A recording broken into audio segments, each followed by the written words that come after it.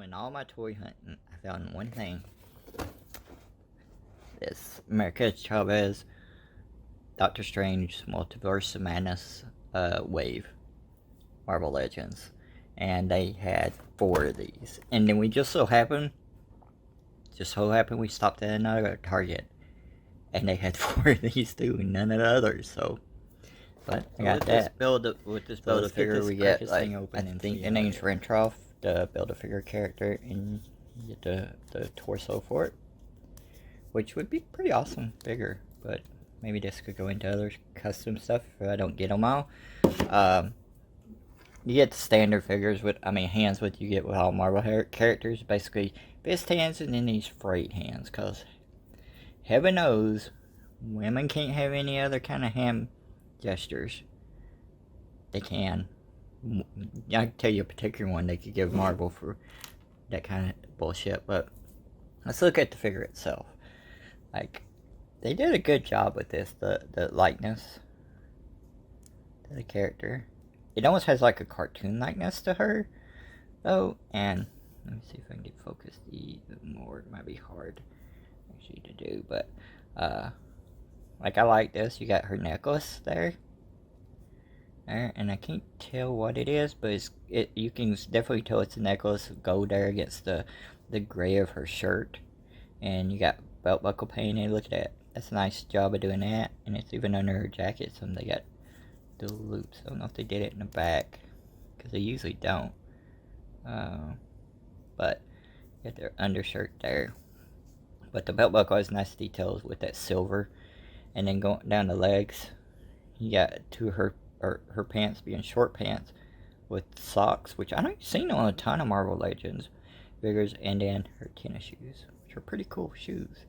And then you got her famous jacket, which has, like an American flag almost, and it has like a nice texture to it. Like, there's some wear on it to make the whites in it look worn. And then you got white buttons, and even the black buttons stand out right here on the side. And over here, again, under her hair, you get some similar, where the whites of it is worn. Like, it's a worn jacket. And then there's looks like a little, I can't tell if that's supposed to be a skull or something else to look at later. And you got the stripes down through here with the red on this. I like how the jacket's different.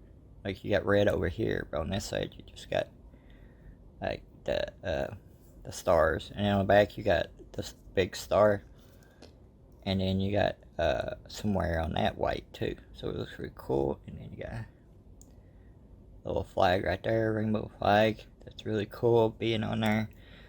When I first seen this, looking in the light without looking through the camera, I actually thought it was just red, white, and blue, but I can see now that it is. You do got the different colors in there, so I like that detail really good.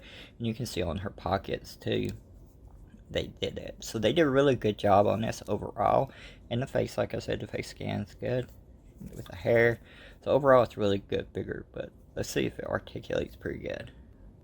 Like, some of the newer Marvel figures have felt like a gummier plastic, so sometimes it does scare me, like especially with the female figures. But if you look on her arm, that's all the motion you get. But I think it's somewhat because of the jacket here, with the folds in the jacket, so you don't get like double elbows, but there's no bicep swivel either. But you get good range of motion, I think, overall with the hands and the fist.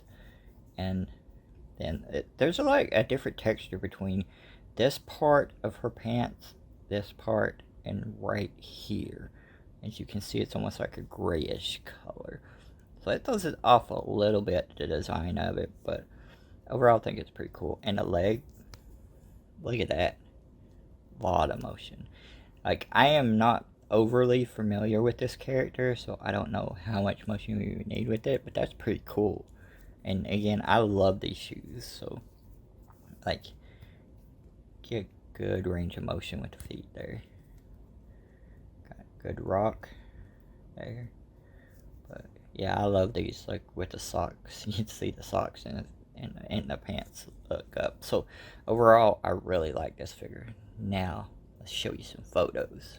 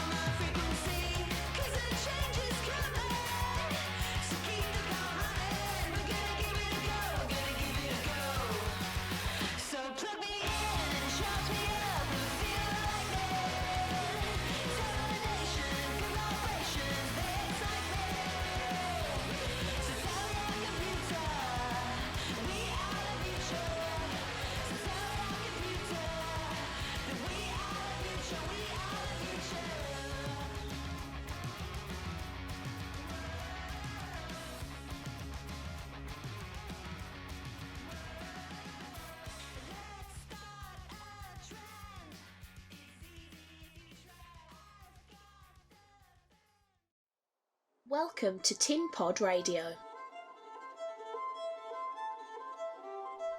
The Trinity Prophecy by Marissa Kinzel with illustrations from Melissa McManus. Behind one of the trees at the opening, Neros spotted a figure. She was small, like him, and she had long hair that looked like green leaves woven together. Her skin blended with the bark of the tree she hid behind, and if not for her decorated dress and bright yellow eyes, Neros would not have noticed her. "You're blue," she said. The prince smiled. "I'm not blue, I'm Neros." The girl frowned, concealing herself further behind the tree. "No, I mean your skin, it's blue. And you flew down from that mountaintop all of a sudden. Where does it lead?" Neros looked fondly back up the mountain, though his town was shrouded by a white haze of falling snow. "At the top of the mountain is my home, Vitur. My father is the king, and today he said I'm old enough to explore Endra all on my own." He smiled, placing his hands on his hips. The girl didn't look so impressed. "Endra is peaceful. Your king was smart to let you explore now, but you're dumb for leaving home." "What? Why?" "Because you have no means of protection." The girl came out from behind the tree, gesturing to Neros with open palms. "What on your person would protect you if I attacked you?" As if to prove her point, the girl stretched out one arm, summoning long limber vines from the tree's canopy. She sent them to wrap around Neros, constricting his body and pinning his arms to his sides as they slipped and circled his torso. The prince cried out in surprise as he was lifted off the ground and brought closer to the girl. "See, you're defenseless," she proclaimed, grinning in defiance. "How do you know that I won't kill you right here, right now?"